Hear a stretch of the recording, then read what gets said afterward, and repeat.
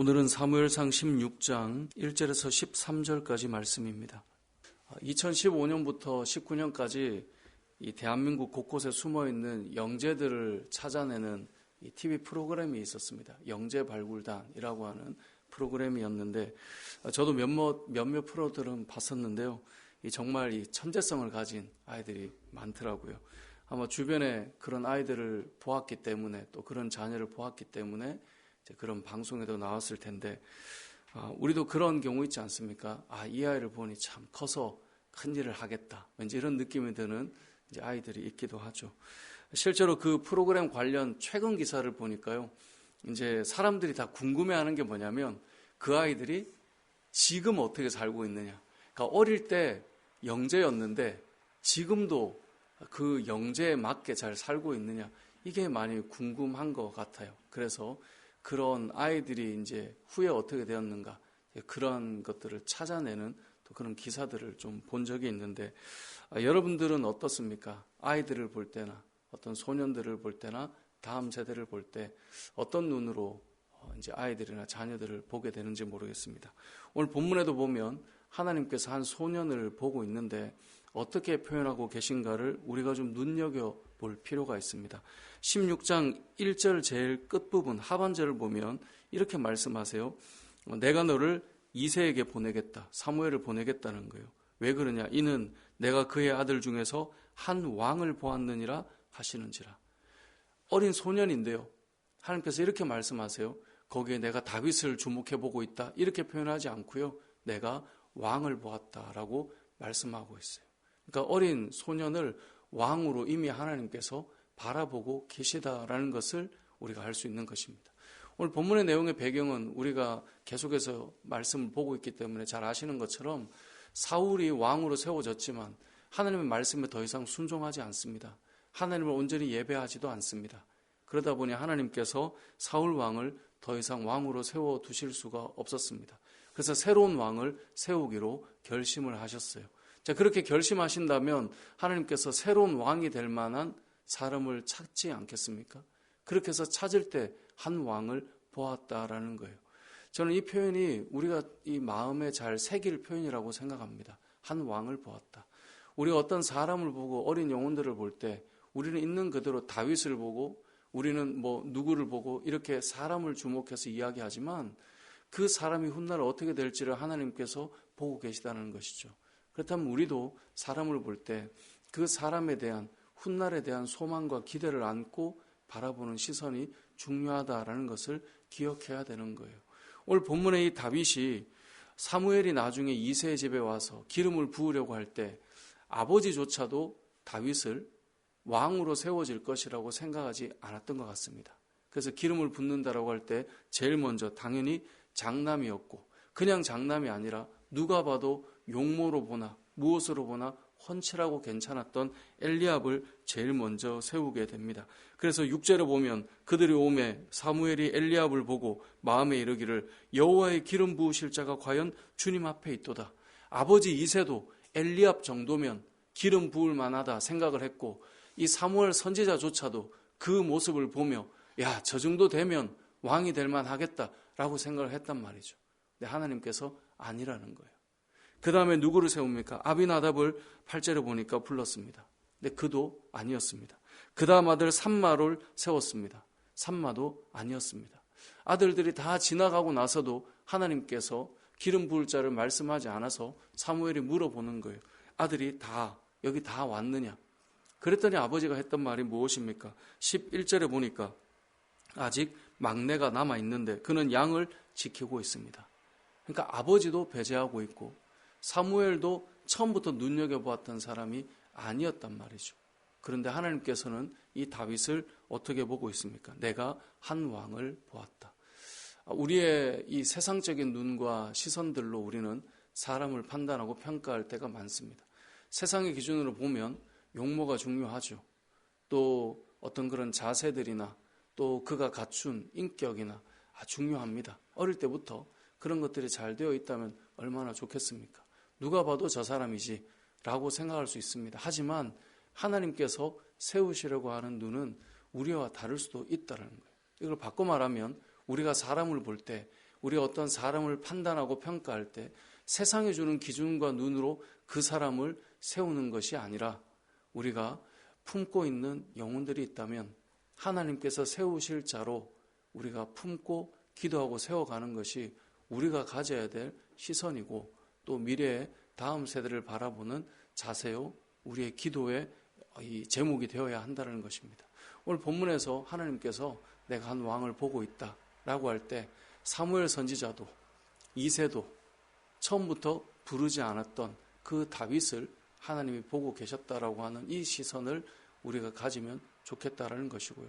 또 한 가지 오늘 본문을 통해 하나님께서 왜 이 다윗을 왕으로 보고 계셨는가를 시편에 말씀하고 있죠. 예전에 설교 때도 나눴는데 여러분 시편 새벽에 다른 본문 보기가 좀 그렇긴 해도 오늘 좀 봤으면 좋겠는데요. 시편 78편을 한번 보겠습니다. 시편 78편 70절에서 72절입니다. 시편 78편 70절에서 72절까지 말씀을 보면 다윗을 하나님께서 왕으로 보고 세우시는 이유가 나오게 되는데요. 우리 같이 한번 읽어보겠습니다. 시작. 또 그의 종 다윗을 택하시되 양의 우리에서 취하시며 전양을 지키는 중에서 그들을 이끌어내사 그의 백성인 야곱 그의 소유인 이스라엘을 기르게 하셨더니 이에 그가 그들을 자기 마음의 완전함으로 기르고 그의 손의 능숙함으로 그들을 지도하였도다. 아멘. 여기 보면 하나님께서 다윗을 택하셨던 그 이유가 무엇인지를 설명해 줍니다.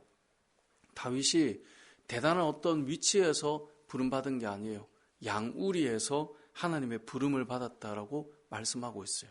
그런데 양을 어떻게 치고 있는가를 보니 이스라엘의 왕이 되어 이스라엘 백성들을 기른다라고 하는 표현은 양을 그렇게 기르듯이 백성들을 돌본다라는 표현이거든요. 그래서 71절에 그의 소유인 이스라엘을 기르게 하셨다, 돌보게 하셨다라는 거죠. 그럼 어떻게 했는가? 72절에 보니까 그가 그들을 자기 마음의 완전함으로 기르고라고 되어 있어요. 이 완전함으로 기른다는 말은 마음을 쏟았단 말이에요. 온전히 마음을 쏟아서 그 양을 돌보고 있다는 거죠.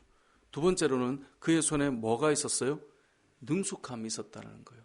능숙하다는 말은 그가 맡은 일을 잘 감당하기 위해 애쓰고 계속 반복한 훈련이 있었다라는 의미를 가지고 있습니다. 우리는 그런 경우가 많아요. 내가 지금 양우리에서 이거 할 사람인가? 이런 생각을 해서 내가 맡은 것이 작아 보이고 약해 보이면 소홀히 여겨요. 남들이 볼 때 커 보이고 남들 앞에 드러나는 일들이면 뭔가 사람의 응원도 있고 그렇기 때문에 열심히 하겠지만 다윗은 그러지 않았죠. 다윗은 자신에게 주어진 그 양들을 맡아서 그 양이 몇 마리나 되고 얼마나 되는지는 알지 못해요. 하지만 다윗은 거기에서 다 배웠던 거예요. 그래서 골리앗 앞에 섰을 때도 그가 뭐라고 말합니까? 그가 양을 쳤을 때 사자와 곰을 만났을 때 하나님께서 도우셨던 걸 알기 때문에 골리앗 앞에 섰던 거예요. 그런 양우리에서 이미 하나님을 경험했던 것이죠. 그런 왕이 되었을 때도 이 양들을 돌보는 마음으로 백성들을 돌보는 마음을 가졌음을 알 수 있게 되는 거예요. 우리가 볼 때는 작아 보이는 곳이지만 이곳에서 그가 앞으로 왕이 되고 해야 될 일들을 다 감당하게 돼요. 우리가 오늘 본문이 16장 마지막 절까지인데 16장의 내용들을 보다 보면 뭐가 나옵니까? 이 다윗이 연주하는 연주자로 등장한단 말이에요. 근데 그것을 어디에서 배웠을까요? 다윗은 홀로 있는 그 자리에서 양을 칠 때 그 외로울 때 그가 홀로 있는 그 자리에서 음악을 연주하고 하나님을 찬양했단 말이죠. 그러니까 그는 이 양우리에서 모든 준비가 되어가고 있었던 거예요. 제가 사역을 할 때 이제 신대원을 다니고 사역을 내가 계속 할 만한 자격이 되나 그런 고민이 정말 많았었을 때 한성교회 목사님께서 이제 제가 거기 청년 때 있었기 때문에 연락이 왔어요. 요즘 어떻게 지내냐. 그래서 사역에 대한 고민이 많고 이제 자질이 안 되는 것 같아서 이제 신대원 2학년 때 좀 많은 고민들을 할 때였어요. 근데 그분께서 저를 부르실 때 이런 말씀을 하시더라고요. 그러면 우리 교회 와서 중등부 사역을 좀 해라. 그러면서 하셨던 말씀이 지금도 잊혀지지 않아요. 작은 한 부서를 맡는 것 같아도 교회가 크니까 사실은 다른 데보다는 더 재정적으로나 교사진이나 이게 다 풍성해요. 이미 갔을 때 교사만 해도 거의 30명이었거든요. 적은 곳이 아닌데도 그분이 이런 말씀을 하시더라고요. 작은 곳 같아도 여기에서 너가 잘하면 이것으로 그 다음을 알게 된다. 그래서 흔히 그런 이야기를 많이 해요. 목회자분들이 이 부교육자 때 어떻게 했느냐를 보면 앞으로 그 다음에 어떻게 될지가 보인다, 이런 말씀을 하시더라고요. 근데 그게 단순히 목회자의 이야기만은 아닌 것 같아요. 세상에서도 내가 작은 한 부서를 맡았을 때 그 사람이 어떻게 하는가, 세상에서도 눈에 보이지 않는 그 일을 자기가 마음을 쏟고, 그래서 그 시간에 외로울 때 본인이 무엇을 하고, 또 맡겨진 것이 작지만 어떻게 마음을 쏟느냐를 통해서 그 사람들이 어떻게 세워지는가가 보여진다는 것을 알게 되는 것이죠. 오늘 본문 우리가 사무엘상 말씀을 다시 돌아가 보면 하나님께서 왕을 보고 계시다는 거예요. 결국은 이 시대도 마찬가지인 것 같습니다. 각자의 자리에서 하나님께서 맡기신 그 일을 잘 감당하는 사람이 있고요. 그 자리에서 그 일들을 내가 이런 사람인데 하찮게 여기는 사람도 있고요. 또 어떤 사람은 어떤 일을 온전히 하기보다 반대쪽에 서서 그 일들이 잘 안 되게 만드는 사람들도 늘 있어요. 근데 우리가 생각해 보면 하나님께서 어떤 사람을 세워가는가, 이것을 우리가 오늘 본문과 시편 말씀을 통해 잘 알 수 있게 되는 것이죠. 말씀을 정리해 보겠습니다.